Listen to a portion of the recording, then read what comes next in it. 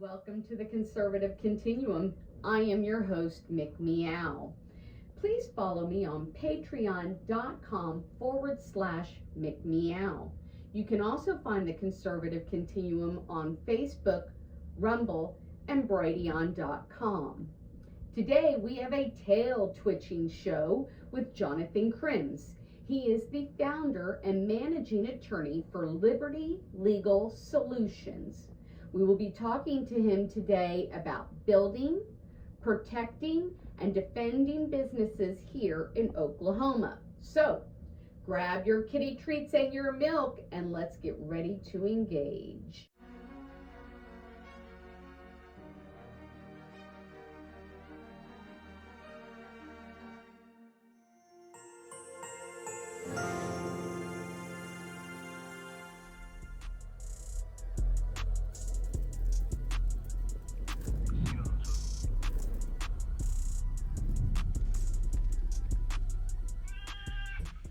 Okay, it's time for the caterwaul. So, let's get to it. I recently decided that I wanted to start a business. So, off to the internet I went to do research. First decision, what type? Sole proprietorship, an LLC, a corporation, a nonprofit? Well, this led me down a rabbit hole, missing several hours of failed Army, reading about different business entities and development of business plans, and what to do if you hire employees, and bylaws, and contracts, and liability, and litigation, and disputes. And don't even get me started on the IRS. Well, that's when I decided it's better to work smarter than harder. And I've never owned a business before. Surely someone out there knows more than I do, right? That's when I asked the kitten and I said, "What do you think?" And he said, "Research a business consultant." At least that's what I thought he said. I was pretty loopy and blurry-eyed by that time. Well, sure enough, there it was. So I started reading and I realized that this expert needed to know not just about businesses and contracts, but they needed to have legal expertise as well. Well, today we are going to speak to such an expert and get his advice. Jonathan Krims is the founder and managing attorney for Liberty Legal Solutions.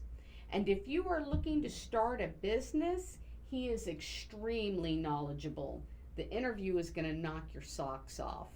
And you should check out his website, especially his blogs, which are very informative. So, after the break, join me in welcoming Jonathan Krims.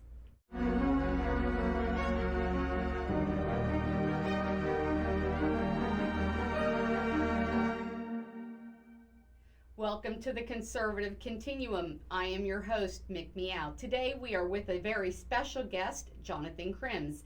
And you are here with us talking to us as an attorney. Yes. And you work with small businesses. Yes. Thank you so much for coming on the show. You're welcome. It is good to be back at OTU. If those of you who are watching used to watch Me, Myself, and Liberty with Leslie Nesmith, I've been on her show, which is on hiatus. Yes. And but it's been about a year and a half, and I'm really excited to come and talk more about my firm with you. Excellent. Thank you so much. I am so grateful you are here. So, let's get down to business. Absolutely. Tell us about Liberty Legal Solutions. Tell us about what you do and how you help people in Oklahoma start their small businesses. Okay, so a little over 3 years ago, I decided that it was time to start my own firm. And I didn't want to name it the Law Office of Jonathan Krims. I thought that was kind of, that doesn't say anything. So I talked to my wife about it, and one of the ideas that we had was, or that I had was, I was like, we want to call it Liberty something, but there's another firm that has that name, but they're kind of blah.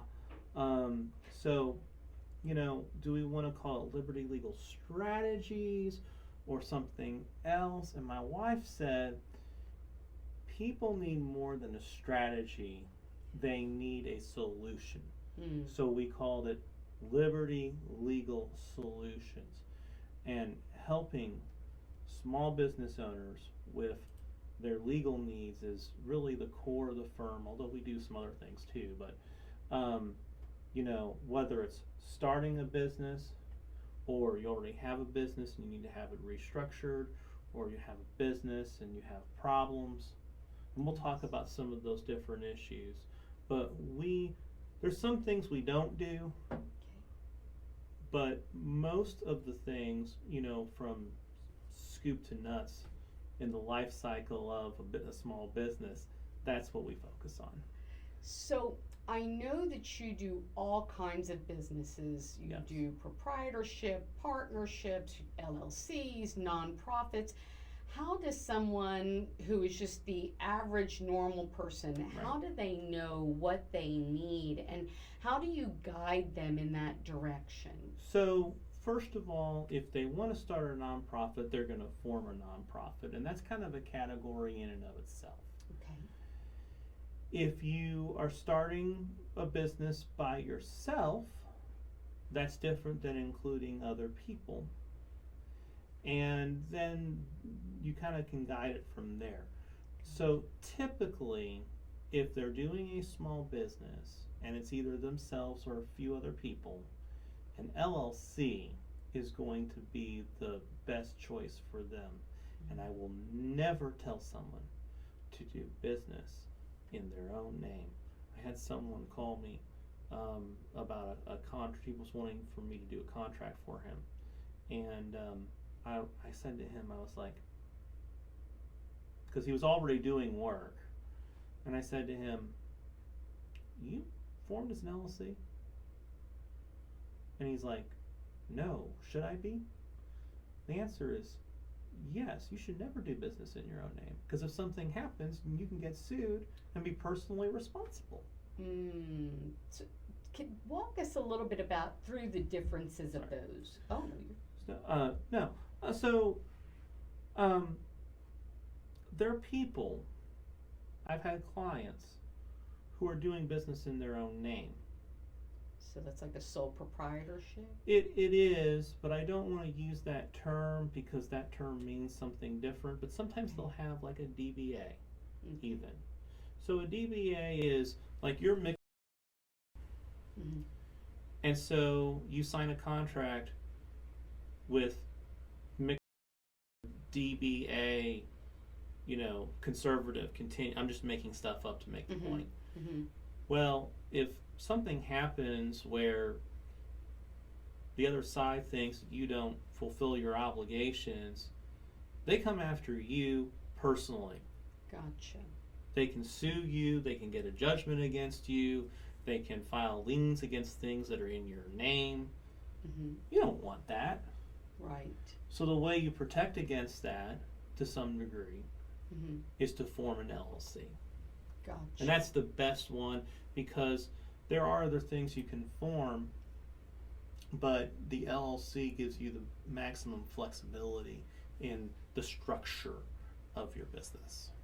Gotcha. Okay. And that becomes more important when you have more than one person owning the business too. Okay. So I would never recommend someone who is going into business, we're just going to do a partnership agreement. I have been asked to look at many partnership agreements, and we're going to talk later about my blog, but I have a blog article, and it's why a partnership agreement is a bad idea, or it might not be a good idea, or whatever the title is. That one, people are like, well, wouldn't you want to have an agreement in writing? Yes, but you're starting at the wrong place. I see. Huh. It's good to have agreement in writing if you have a good agreement. And you would work all of that out when. So it depends upon what the client needs, Mhm. because, and we'll get into some of this other stuff later, but Okay. partnership agreements are just, they're a mousetrap, Why? because there's so many problems that can happen. That, what if you and your partner don't get along? How are you going to take care of it? Guess who's personally liable? And the list goes on and on and on. I see. Huh. Well, I never thought of any of that, you know. Mhm. And then, of course, as I was going through and looking, and we're going to talk more about a case scenario here Sure. after the break. Yep. But as I was going through, there was so much information out there. While we're talking about your blog, I thought it was excellent that you had like 10 steps or 10 reasons on how to start your business. Yes. So I thought that was really interesting. So your blog more gears toward information, how to help people, why the blog? Well, when I started the website, I wanted to have a blog. This was very important. Yes. And the thing is with the blog is that it also links into, we do an email newsletter. So if anyone is listening out there and you are wanting more information, you can contact me at my email address, which is scrolling at the bottom of your screen, but it's jonathan@libertylegalok.com. We'll get you added on to the email newsletter, which is free. And it's the same. Every week we do a blog article. The blog article is also the email newsletter article. It's the same content, but we talk about different legal issues affecting small business owners. It could be starting a small business, how you do that. We tend to talk about that at the beginning of the year, but we talk about other things too. Excellent. Okay. Oh, I hear the kitten. He's up from his nap, and we got to go and get him his treats. So stay with us, and we will be back with Jonathan.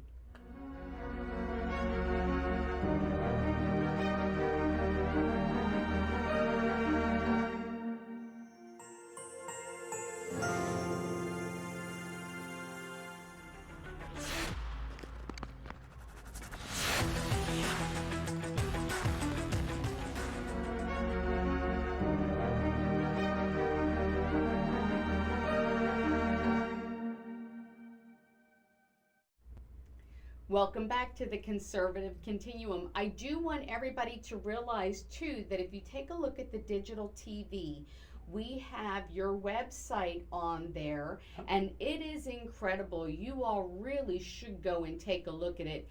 Fabulous, fascinating information, truly. Jonathan, can you do a scenario with me? Yes. So I would love to start a business as an influencer. Right. And I went and I was doing research, and as my eyes were crossing, I realized I'm not sure what I should do, what I need to know. Would you be willing to do just a little small consultation with me? Yeah, and so whenever someone contacts me saying they want to start a business, the very first thing I'm going to ask them is, okay, what do you want to do for your business? So I'm not familiar with what being an influencer is. Okay. I talked with a while back. I was having a conversation with somebody, and it was outside of my professional context. It was at a political event, I believe. And she told me that so-and-so, oh yeah, she makes a lot of money as an influencer. Talking about someone here in Oklahoma City. And I kind of scratched my head and wondered, how's that work? So tell me about what it means to be an influencer, and then that will help inform our conversation. Okay. So to me, an influencer is somebody who, and I hate the word activist, Back in my days of nursing, I would be a navigator, and I would help guide people, give them information, education, help them connect on things. Do a show like this On um, social media. on social media, maybe even move that a little bit farther to other programs out there, TV programs that maybe aren't like, not like MSNBC or anything like that, or Fox or whatever, but more of your local channels. Maybe even get a radio program in there, start doing articles, doing speaking engagements, those kinds of Okay, things. I get that. So the first thing is you're doing this by yourself, Yes. correct? Yes. So what I would recommend is that you form an LLC. Okay. We could call it McMeow Enterprises LLC or something. But you're going to want to, either you or your attorney is going to want to look at the Secretary of State's website to make sure that someone else doesn't have that name for their LLC. That, in fact, if someone comes to me for business formation, which is what we're talking about, Yes. the very first thing that, the three things that I will ask them is, what is your business about? Have you done a name search yet? And is anyone wanting to do business with you as a co-owner? Because a lot of that will control the product and everything that they get from me if they choose to hire me. Yes. Because I charge differently for a single member LLC than someone who's coming to me for an LLC with more than one person. Okay. But in your instance, you would form a single member LLC with a name that is not being chosen by someone else, and then you'd want to have you file with the Secretary of State what are called the Articles of Organization, Okay. which is a very plain document and it doesn't tell you very much. But then every LLC needs an operating agreement. And so yes, you can find them online, but it's better to have a professional attorney, handle that for you to make sure that it has what you need. And for your type of business, there's going to be some other things that you're probably going to want to look into later on that my firm doesn't offer necessarily. So like, I don't do intellectual property, but you may have trademark needs or things of that nature that you need to look for a trademark attorney possibly. Gotcha. But not every business, like if you had told me you wanted to do a cannabis business, I wouldn't even mention that. Gotcha. But I mentioned other things. I see. So it really depends on what you're doing, what your business is, and you gear it toward those needs. Yes. Gotcha. That's interesting. So tell us a little bit about what it would be if I wanted to do a proprietorship, a sole proprietorship. I would tell you don't want to do a sole proprietorship. Okay. And why is that? Because, like we were talking about before, you don't want that liability of doing business in your own name. Okay. So a proprietor, now here's the thing. If you form an LLC, this is the question that I get.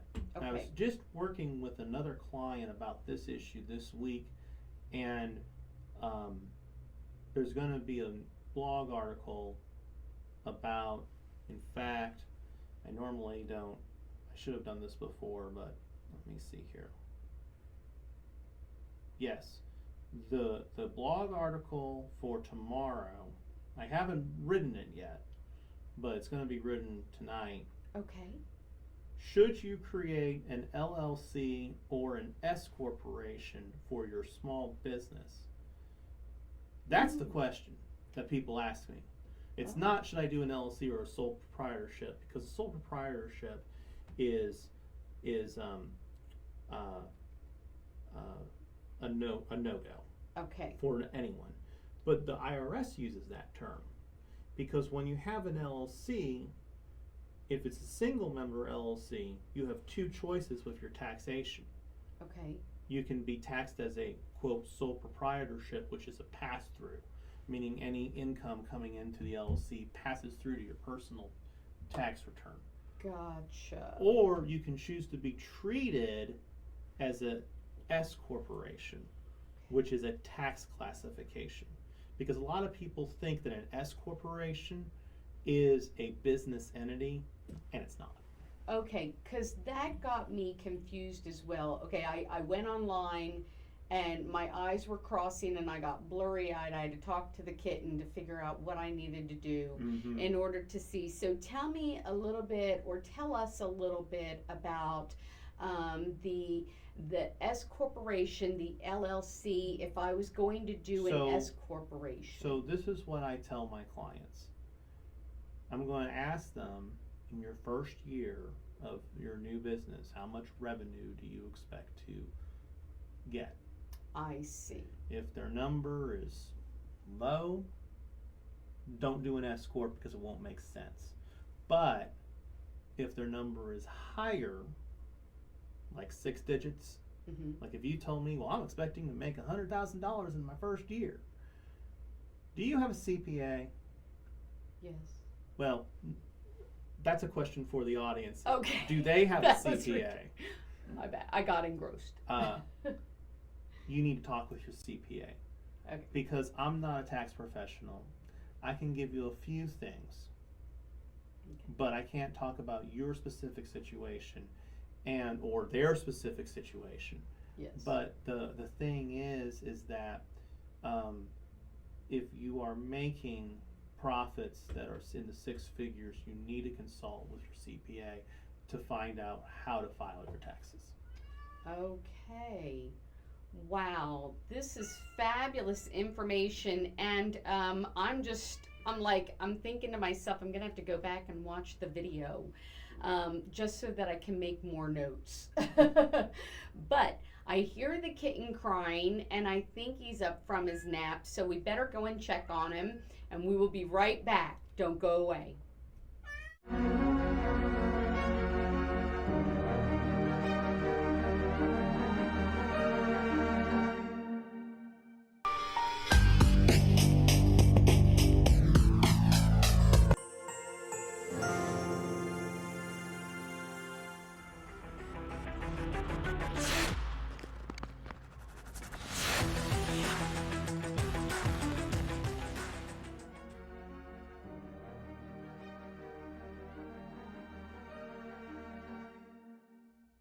Welcome back to the Conservative Continuum. We are here with Jonathan Krims, and he is telling us about starting up our small businesses.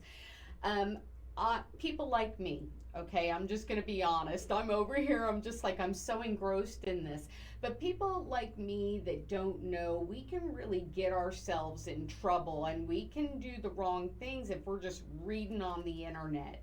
So one of the things that you do is you assist people with litigation and disputes.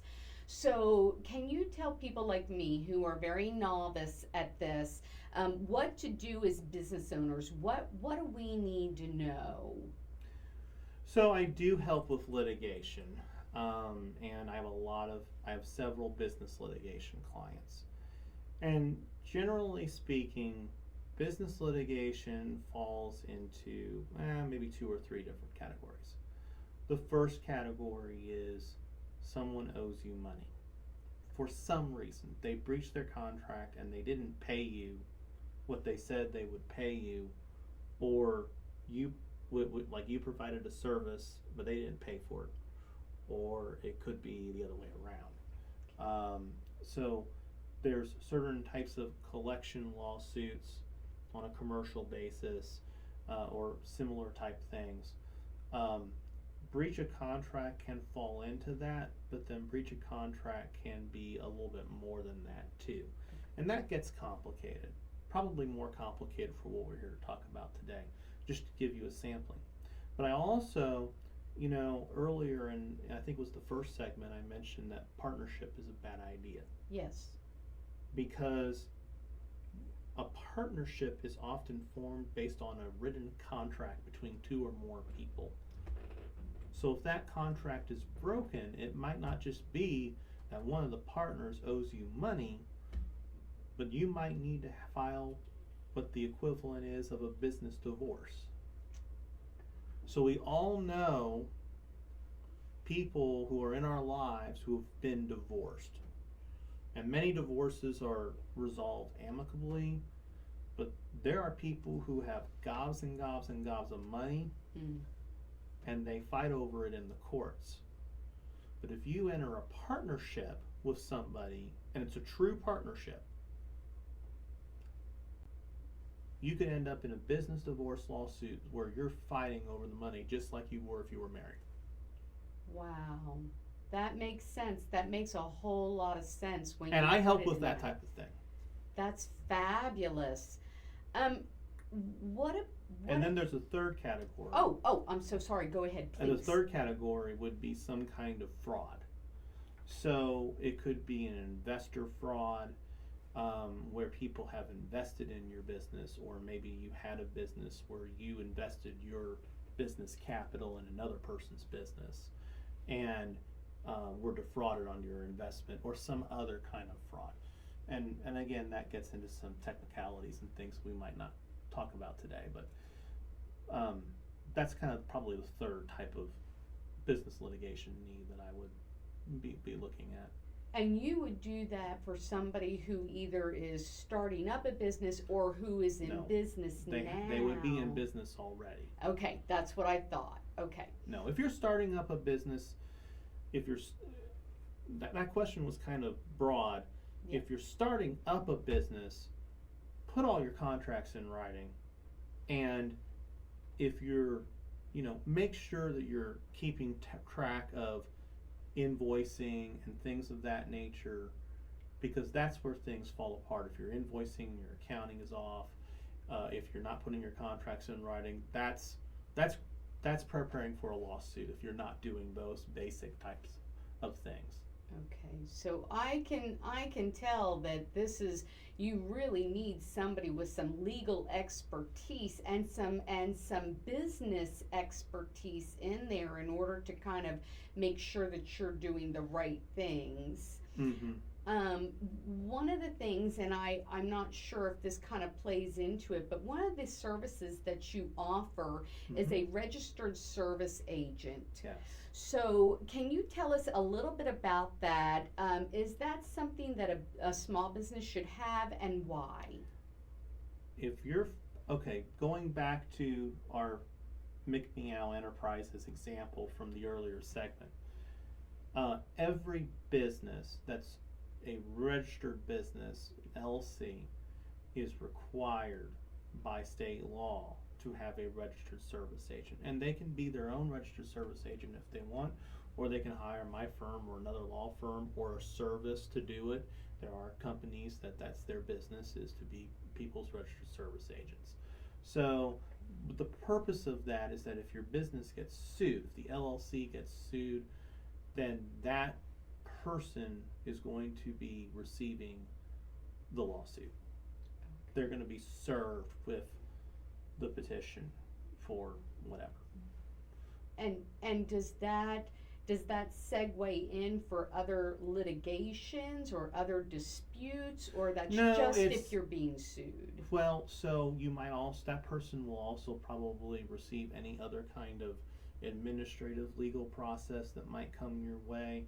And a lot of it depends upon the type of business that you're in. But my law firm serves as a registered service agent for multiple other businesses, some in the past that we've done as well.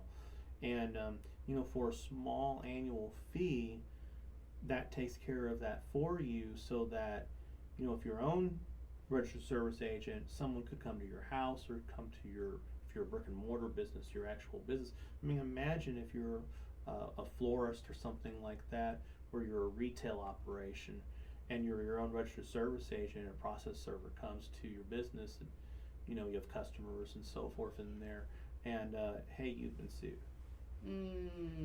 This would take away the embarrassment of that. Gotcha. for less than $200 Yeah. annually. I thought that was very reasonable. I thought that's as I was going through and looking and just, I had noticed that and I was just curious because I was like, I'd never seen that before or that term before, but I thought that was Most of the people, some people call it registered agent. We call it registered service agent because that's the legal technical term. It's the same thing, but you're required to name a registered service agent who is in Oklahoma for your business, if you're in Oklahoma. Gotcha. So let me ask you this. You also do things, you prepare papers, you do employee handbooks, you do policy and procedure manuals. Is that something that small businesses get themselves in trouble with, or is it something that... It depends on how big their small business is, because if you're a small business, that the term small business means so many different things to different people, because technically you can be a small business and have 50 employees and still be a small business. If you have employees, you should have an employee manual of some kind. And again, there's online resources that can help you do this, or you can pay an attorney to do it for you, or you can pay an HR professional to do it for you. But if you have employees, you need to have an employee manual and policies and procedures on, especially the biggest thing is, well, what happens if the employee messes up in a significant way where they need to be disciplined, within their employment. Yes. Maybe you're not going to fire them right away, but maybe that's the first step towards that happening. You need to have, and I would also encourage, if you have employees, you should have a file for every employee, and then you should have, if they get written up or anything like that, you need to have documentation of their bad conduct in your business, if there is bad conduct, and you need to have a way of identifying what that bad conduct might be, and you do that through an employee manual. Gotcha. So what other ways do you help people? Oh, Kitty. Kitty, that was definitely a I need you now. So we're going to go to a break, and when we come back, we are going to speak more to Jonathan, and we are going to get deeper into the conversation of what a business consultant does. Don't go away.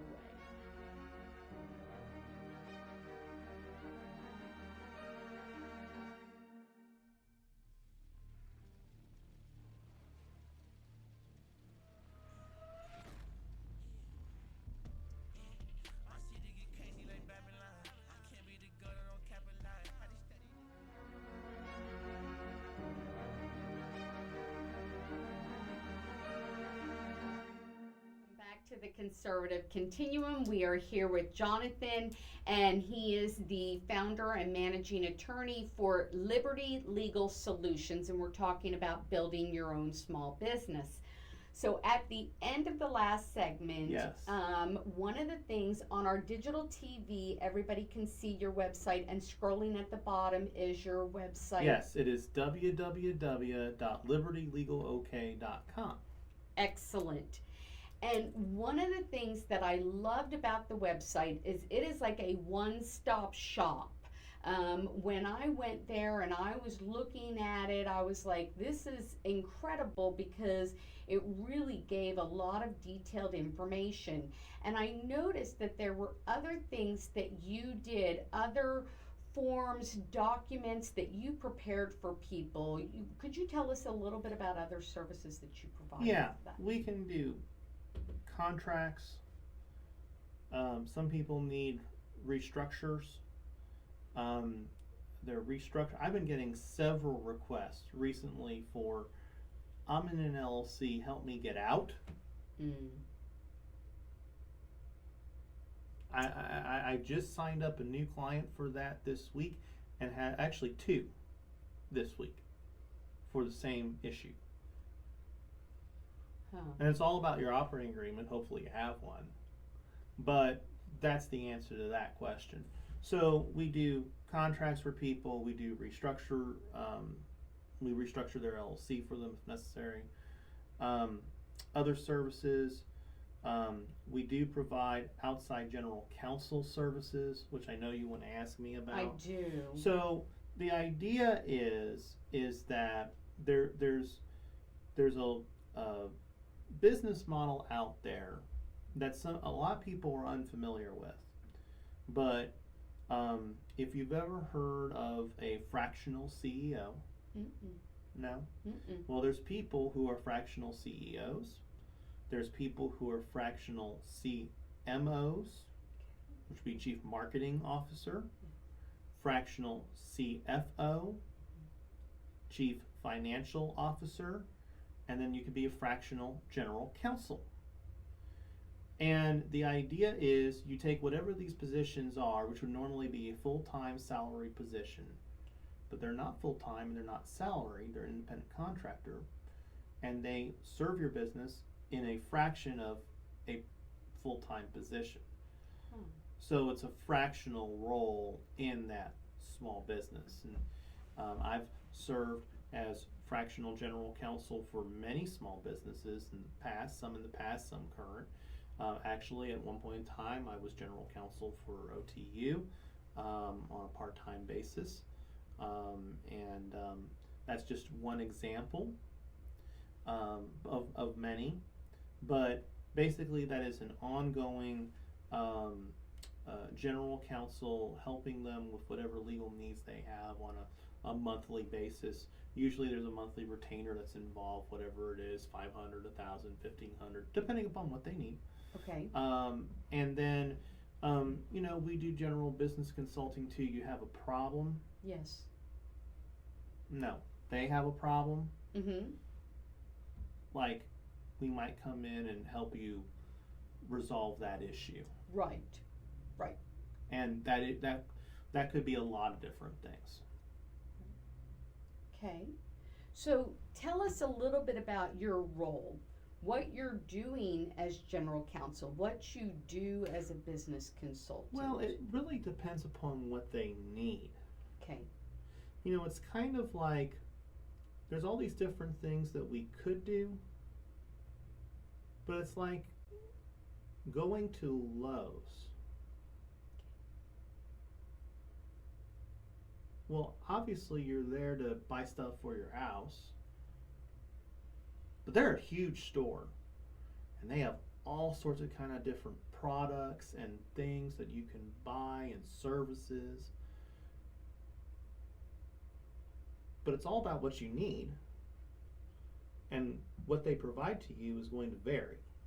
And it's the same thing with what I do with my clients.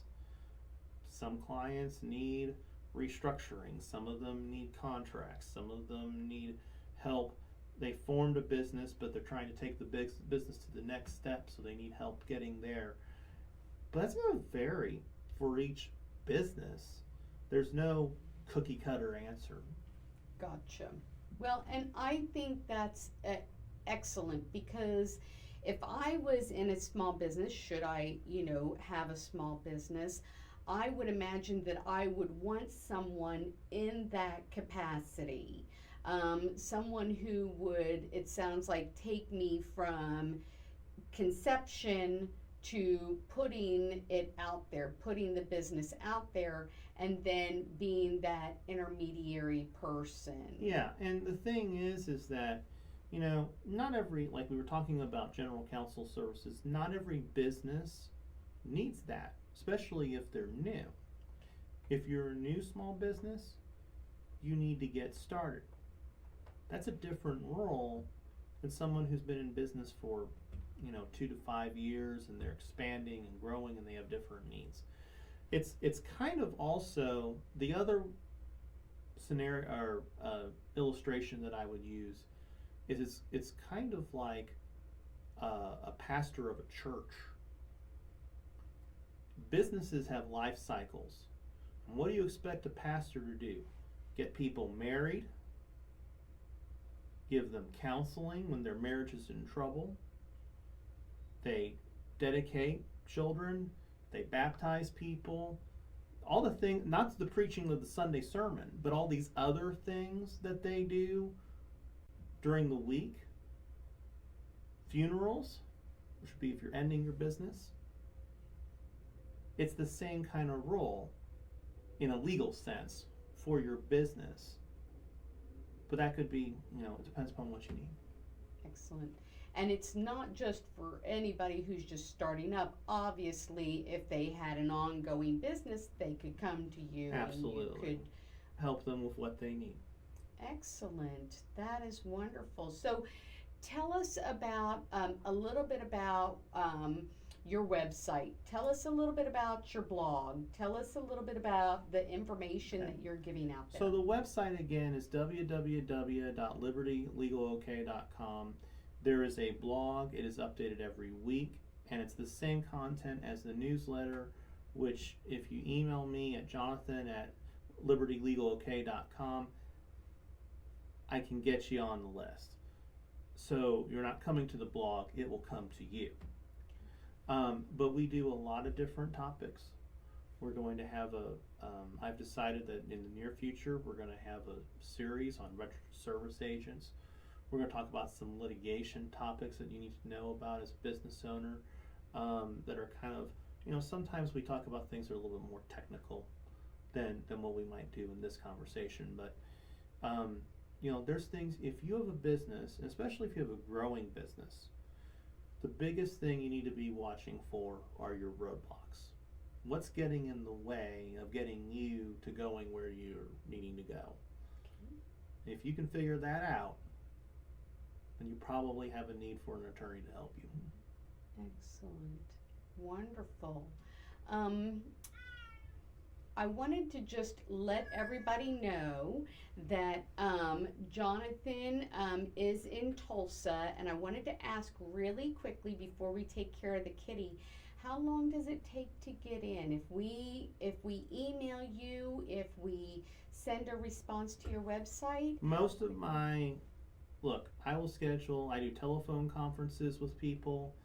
I don't do a lot of in-person, but we were previously in Edmonton, was the same thing. But I have clients around the state and outside Oklahoma. There's people who have business interests in Oklahoma that need an Oklahoma lawyer for their business, but they don't live in Oklahoma. They live in Tennessee or somewhere. So contact me and I'll be in touch with you really fast. Excellent. Okay, we are going to take care of the kitty. I want to thank you so much, Jonathan. Thank you, Meg. It has been wonderful having you on, and I will be in touch with you soon. Absolutely. Okay, have a blessed day.